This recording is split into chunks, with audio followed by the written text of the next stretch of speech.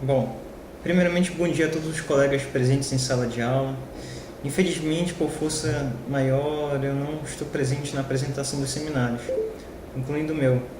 Porém, que não deixaria de participar dessa roda de apresentações tão significativa. Então, isso nos leva ao tema dessa aula, que é o Barroco, e mais especificamente o autor Manuel Botelho de Oliveira. Manuel Botelho de Oliveira nasceu em Salvador, na Bahia. Cursou Direito na Universidade de Coimbra e, quando voltou para o Brasil, passou a exercer o seu cargo de advocacia. Também foi vereador da Câmara de Salvador. Tornou-se capitão-mor dos distritos de Papagaio, Rio do Peixe e Gameleira, cargo obtido em função de empréstimo de 22 mil cruzados para a criação da Casa da Moeda na Bahia. Ocorreu em Lisboa um fato muito importante para o Brasil, que foi a publicação do primeiro livro de um brasileiro que nasceu aqui no Brasil, Música do Parnaso. Até então, as publicações, todos os textos literários, eles eram de estrangeiros que vinham para o Brasil e escreviam aqui. Com Manuel Botelho de Oliveira, isso foi a primeira publicação, porque ele nasceu aqui no Brasil e publicou o livro em Lisboa. Foi um poeta barroco, conviveu com Gregório de Matos, versou sobre os temas correntes do seu tempo, que são coisas que a gente vai ver agora há pouco. Bom, primeiramente a gente tem que lembrar que o Brasil ainda é uma colônia de Portugal. E com as correntes guerras ocorrendo na Península Ibérica, mais precisamente na parte de Portugal, Espanha, da França, então Portugal foi perdendo força. E foi perdendo força por conta das constantes conflitos que ocorriam entre a burguesia, o clero e a nobreza. Ou seja, a burguesia tinha cada vez mais influência sobre a nobreza. E isso causava um certo desequilíbrio na sociedade. Então, como Portugal perdeu força, o Brasil passou a ser uma subcolônia. Ele não tem mais tanta influência direta de Portugal. Ele tem influência de Portugal que tem influência de outro lugar, que é a Espanha. E daí a gente vem o gongorismo e o maneirismo. Bom, o gongorismo a gente vai ver mais à frente. O maneirismo é uma tendência italiana, que é fazer a maneira de. Ou seja, se tem um poeta como Leonardo da Vinci, que cada vez que eu for pintar um quadro e eu fizer a maneira de Leonardo da Vinci, eu estou praticando maneirismo. O maneirismo ele também vem com uma tendência individual, no sentido de que Leonardo da Vinci fez algo exterior ao seu tempo, ele fez algo inovador. Então aquele é o maneirismo dele, aquele é o estilo estético dele. Então o poeta barroco, Manuel Botelho de Oliveira, ele tem seu próprio estilo, ele tem seu próprio fazer poético. E nisso a gente vai ver quando estiver lendo os poemas. Bom, o contexto histórico do local também inclui a Contra-Reforma. Contra-Reforma remete novamente aos conceitos medievais das virtudes da alma e do amor fiel e sincero, como a gente vê em Galaás, Tristão e Isolda, entre outros textos medievais. É preciso abdicar dos prazeres da carne para guardar o espírito, medo do pecado. Bom, tal como Galaás, que é uma literatura muito famosa no meio medieval, que temia o pecado e preferia a busca pelo divino ao amor, preferia a busca pelo divino aos prazeres da carne, a gente tem a Contra-Reforma tentando trazer de volta esses valores medievais. Por quê? Porque a igreja começou a perder poder, ela começou a perder terras, por conta de que a burguesia não existia na pirâmide da sociedade. Então, para se incluir, ela começou a fazer a reforma protestante. E isso causou um movimento contrário, que é a Contra-Reforma. Enquanto a reforma deu início ao Renascimento, que trazia de volta os valores greco-romanos, trazia de volta a mitologia, o antropocentrismo, a Contra-Reforma não, ela tendia ao teocentrismo, ela tendia o homem como um subordinado de Deus e temendo o pecado. Então o homem barroco ele viveu nessas contradições, ele viveu nesse choque de potências, nesse choque que ocorreu no mundo. E nisso nós temos o reflexo nos poemas de Manuel Botelho de Oliveira. As lágrimas devotas. Lágrimas derramem que o pecado sabem lavar com sentimento puro, que não há nódoa negra, o rastro impuro, que não seja das lágrimas lavado. Chorou Davi e foi santificado, chorou Pedro e ficou no amor seguro. Madalena chorou e o fogo impuro, em puríssimo fogo foi mudado. Ficam no amor as almas mais absurdas. Quando as lágrimas correm sucessivas, Sendo portas do céu do pranto as portas, cresce a graça nas lágrimas ativas. Que se as culpas mortais são águas mortas, as lágrimas da dor são águas vivas. Publicado no livro Lira Sacra, em 1971. É um poema de Manuel Botelho de Oliveira. Aqui no poema a gente vê claramente essa ideia do medo do pecado e essa ideia também do sofrimento, da superação do pecado, nos aproximar de Deus. Ou seja, ele remete a várias figuras bíblicas, Pedro, Maria Madalena, Davi, que por mais que tivessem errado, eles se arrependeram e suprimiram o pecado, se remiram o pecado deles mesmos, através dessa superação pela dor, pelo sofrimento do pecado. Temos também outro poema, que é a Santa Maria Madalena aos pés de Pedro. Bom, Maria Madalena, que foi citado no poema anterior, agora ganha um poema só dela, na verdade um soneto, que vem com a mesma ideia. Solicita, procura, reconhece, com desvelo, com ânsia, com ventura, sem temor, sem soberba, sem loucura, a quem ama, a quem crê, a quem padece. Ajoelha-se, chora, se internece, com pranto, com afeto, com ternura. E se for indiscreta, falsa, impura, deixa o mal, veste a graça, o bem conhece. O seu mestre, a seu Deus, a seu querido, rega os pés, eis derrama, geme logo, sem melindre, sem medo, sem sentido, por assombro, por fé, por desafogo. Nos seus olhos, na boca, no gemido, água brota, a respira, exala fogo. Bom, aqui primeiro a gente vê aquela ideia que eu falei agora há pouco, mas também vamos olhar pelo ponto de vista do conceptismo. Aqui a gente tem uma ideia, a ideia da Contra-Reforma, a ideia de que é preciso alcançar Deus porque a vida é efêmera, é preciso alcançar Deus porque o prazer da carne vai me levar ao pecado, vai me levar à eterna aflição no inferno. Então, isso daqui, na ideia conceptista, na ideia de que a ideia, né, a logopeia, se sobrepõe à forma, se sobrepõe aos sentidos, a gente tem uma logopeia aqui no poema, que é a logopeia que eu acabei de citar, que é a logopeia que vai contra o movimento de reforma, que é a logopeia que vai a favor de uma vivência, a favor do espírito, contra os prazeres do mundo, contra o materialismo. Então, não se sobrepõe também ao cultismo, que é a forma, né, que é a melopeia e a fanopeia, que são a imagem e o som no poema. A gente tem também a parte métrica do poema, a parte do texto compassado, ritmo compassado. E é importante ressaltar, principalmente falando de Manuel Botelho, que ele dá muito valor à música, ele dá muito valor à questão da rima, a questão do maneirismo, como eu disse, né? Que é o virtuosismo, que coloca o poema metrificado certinho, coloca os passos certos, o compasso no poema, que coloca as rimas de uma forma de inversão de palavras, de inversão de frase, sem aquela ordem mais natural, sujeito, verbo, objeto, inverte a ordem sujeito, objeto, verbo. E isso faz parte também do maneirismo, faz parte do virtuosismo dele. Bom, cultismo versus conceptismo a gente já citou. Eu disse que eu deixaria mais para frente o gongorismo, que provém de Luiz Gongorra. A sua linguagem é rica em trocadilhos, metáforas requintadas, alusões mitológicas, né, por conta da Renascença. Desse modo, cultismo, conceptismo e gongorismo são inseparáveis. O cultismo, que eu já disse, são as sensações, as palavras que vêm a levar o leitor a criar uma sensação daquele texto, um tato, um paladar. Ou seja, se eu falo de canela, se eu falo de mingau de milho, isso vai nos remeter a São João, a fogueira, e a gente vai começar a ter lembranças e vai começar a projetar imagens na nossa mente.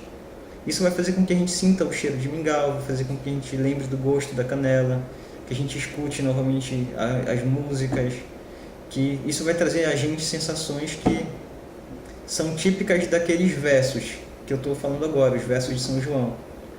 Então o cultismo tem muito disso, ele vai te provocar sensações que vão te remeter a um tempo.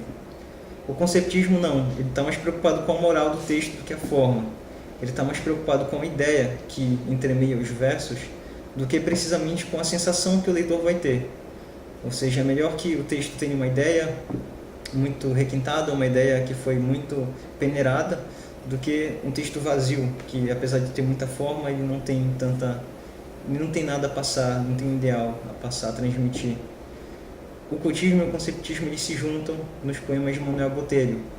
como bom barroco e como bom poeta também. Isso também acontece com Gregório, como vocês viram agora há pouco. O poeta barroco, ele é um ser um tanto quanto esquizofrênico e um tanto quanto bipolar também, porque ele está primeiro sendo jogado para a esquerda pela reforma, pelo movimento renascentista, e por outro lado ele está sendo jogado para a direita pela contra-reforma, pela visão católica, pela igreja tentando recuperar o poder que estava sendo perdido. Então ele fica nesse mundo entre eu não sei se eu vivo a vida porque ela é breve, ou eu não sei se eu tento abdicar da vida e do material para viver o espírito, porque a vida é efêmera, porque o espírito é eterno, e porque se eu pecar com os prazeres da carne eu vou arder no fogo do inferno para sempre. Ou seja, ele tem essas duas visões sendo lançadas para ele. Então a gente tem no Manuel Botelho tantos valores campestres, célticos, o amor campal, moça do campo, comparação da beleza de Anar, das virtudes da natureza, como também a gente tem a visão renascentista, que remete novamente aos ideais mitológicos, e nesse caso não apenas da mitologia grega, como também da mitologia céltica, né? Que é um ponto que eu trouxe hoje que a gente não viu na aula. Sol e a narda. O sol ostenta a graça luminosa. A narda, por luzida, se pondera.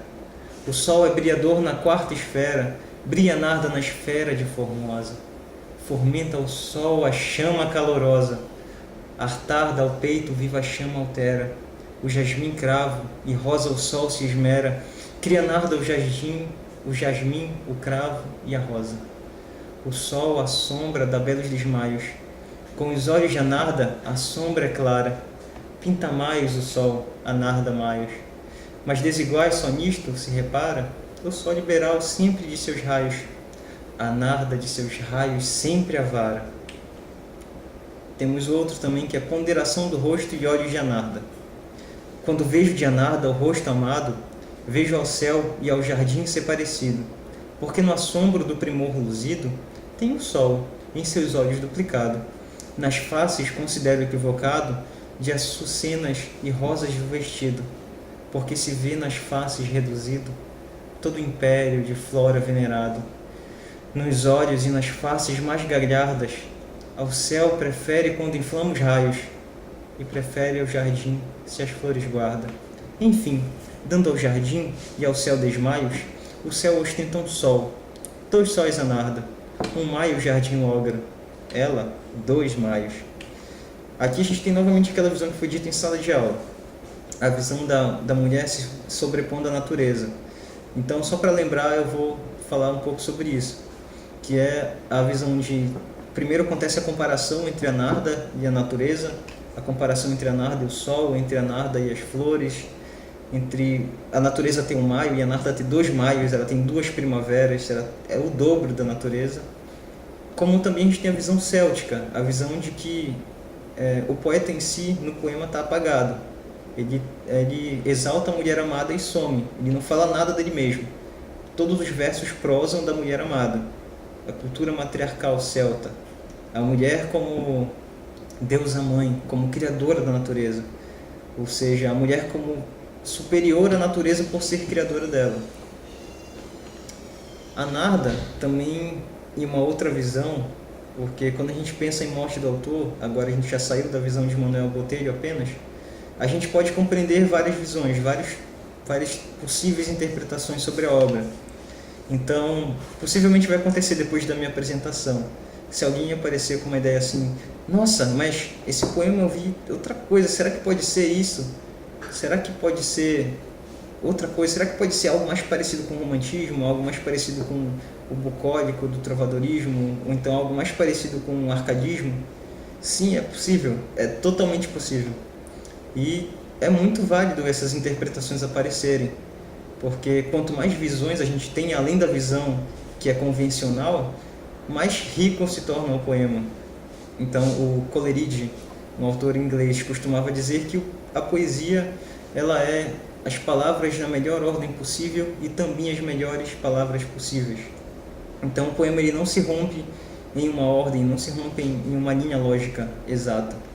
O poema ele é anterior à filosofia, Ou seja, enquanto a filosofia ela fecha um sistema, a poesia ela abre um sistema.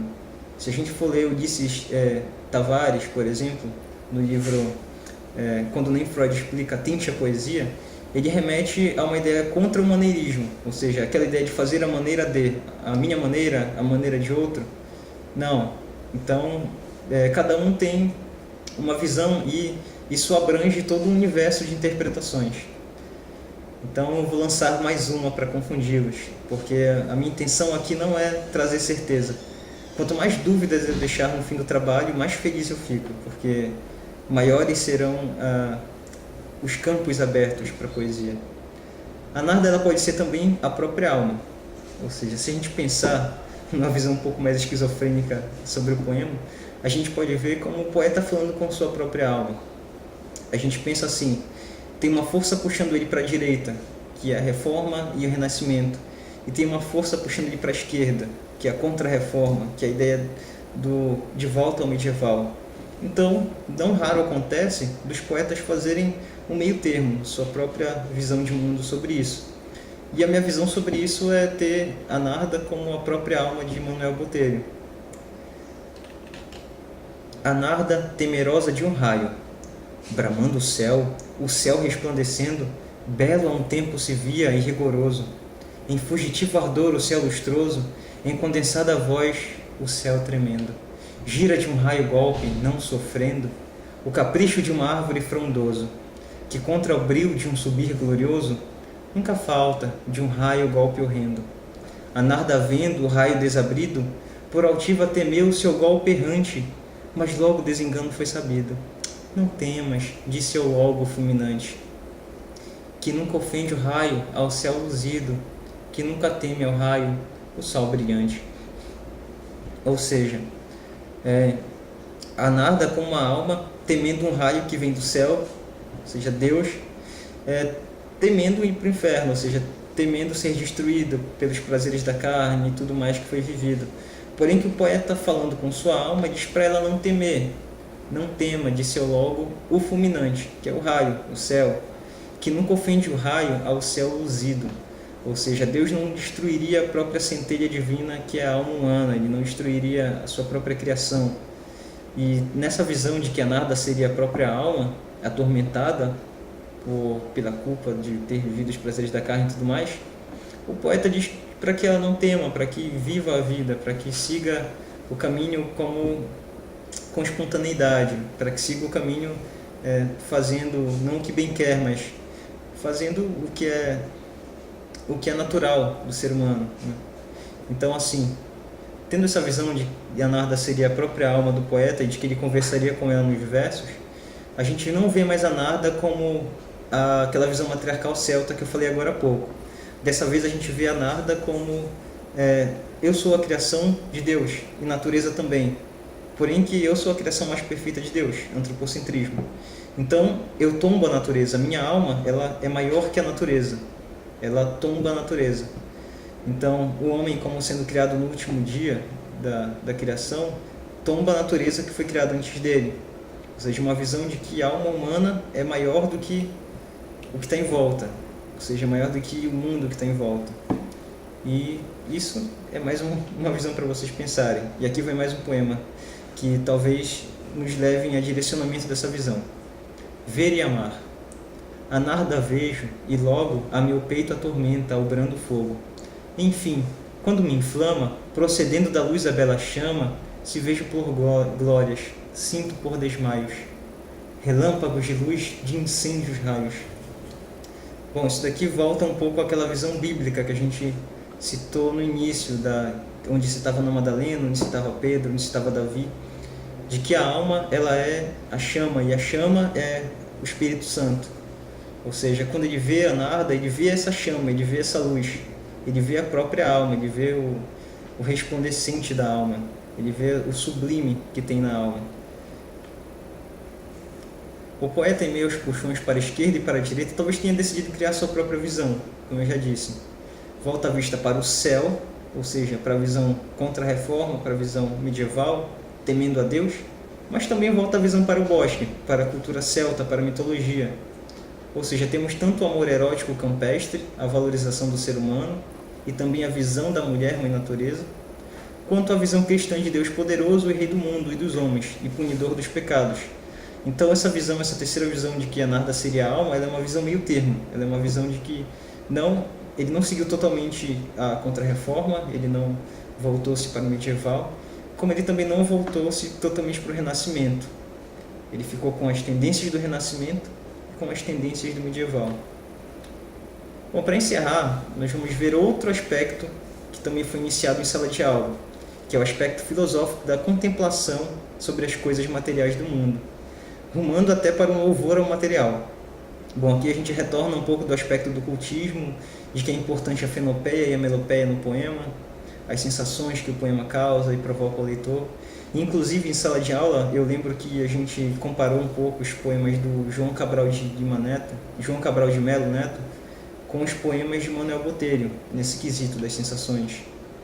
E a gente leu esse poema aqui, um lustre edifício de colunas e arcos. Essa de ilustre máquina beleza, que o tempo goza e encontra o tempo à altura, é soberbo primor de arquitetura, é pródigo milagre da grandeza. Fadiga da arte foi que a natureza, inveja de seus brios mal segura, e cada pedra que nos arcos dura é língua muda de fatal empresa. Não teme da fortuna os vários cortes, nem do tempo os discursos por errantes, arma-se firme contra as leis das sortes. Bom, nessa interpretação a gente lembrou que esse poema falava de uma catedral, ele fala de um edifício, de algo que foi construído, das ruínas de algum lugar. E fala dos arcos que resistiram ao tempo, ou seja, da criação humana resistindo às leis naturais. Ou seja, novamente a gente tem aquela visão renascentista de que o homem tomba a natureza, que o homem é superior à natureza, o homem é superior às leis naturais. Agora, a gente vai fazer uma referência que tem tanto em Manuel Botelho quanto em Gregório, porém que eu vou me ater à visão do Manuel Botelho, que é a visão social, é a visão que a gente leu um poema que relata do Porto Baiano, no caso do Gregório, e agora a gente vai ver essa mesma visão de que os estrangeiros vêm e levam as coisas do Brasil, porém que com Manuel Botelho. Também fazendo referência à sociedade crítica aos estrangeiros, à visão nacionalista, que isso vai reverberar depois. Nessa ilha está muito ledo e muito vistoso um engenho famoso, que quando quis o fado antigamente, era um rei de engenhos preeminente, e quando a Holanda pérfida e nociva o queimou, renasceu qual fênix viva. Aqui nós temos a imagem da fênix, mitologia grega. A gente tem a imagem do estrangeiro vindo, no caso a Holanda, vindo e queimando os engenhos brasileiros. E é importante lembrar que o Manuel Botelho tinha 2 engenhos de açúcar. E um deles realmente foi queimado, tem documentos que mostram isso, por holandeses. Ou seja, aquela visão de viking vindo, invadindo as ilhas, saqueando e queimando as vilas e queimando os engenhos. Isso foi retratado aqui nesse poema que eu acabei de ler. Quando a Holanda pérfida e nociva queimou, ele renasceu qual fênix viva, ou seja, um engenho dele que foi queimado pelos holandeses, pelo estrangeiro, foi depois construído em outro lugar. Bom, por último, nós temos um trecho dos poemas que falam sobre a exaltação do que é nacional, a exaltação do que é brasileiro. As romãs rubicundas quando abertas, à vista agregadas são, a língua ofertas, são tesouros das frutas entre afagos, pois são rubis suaves os seus bagos. As frutas quase todas nomeadas são ao Brasil, de Europa transladadas, porque tem o Brasil por mais façanhas, além das próprias frutas estranhas. E tratando dos próprios, os coqueiros, galhardos e frondosos, criam corpos gostosos, e andou tão liberal a natureza, que lhes deu por grandeza, não só para bebida, mas sustento. O néctar doce e o cândido alimento, de várias cores, são os cajus belos, uns são vermelhos, outros amarelos, e como vários são nas várias cores, também se mostram vários nos sabores, e criam a castanha, que é melhor que a da França, que é melhor que a da Itália, que é melhor que a da Espanha.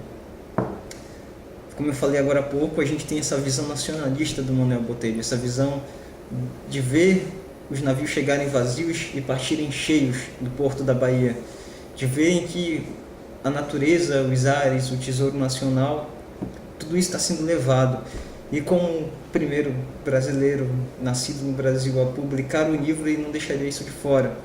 Esse poema está publicado no livro Canções ao Parnaso, do Manuel Botelho de Oliveira. Como a gente viu, né? Tem muito questão da melopeia no poema, a questão do reduzir e expandir, das rimas rápidas, mostrando algo sendo saqueado, algo sendo levado, o néctar doce, o cândido alimento, a rima com coqueiros, frondosos, gostosos, sustento, alimento, belos, amarelos. Essa parte da melopeia no poema que é muito importante em Manuel Botelho.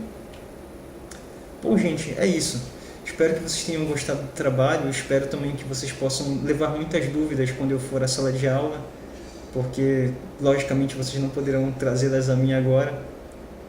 Então, é isso. Muito obrigado.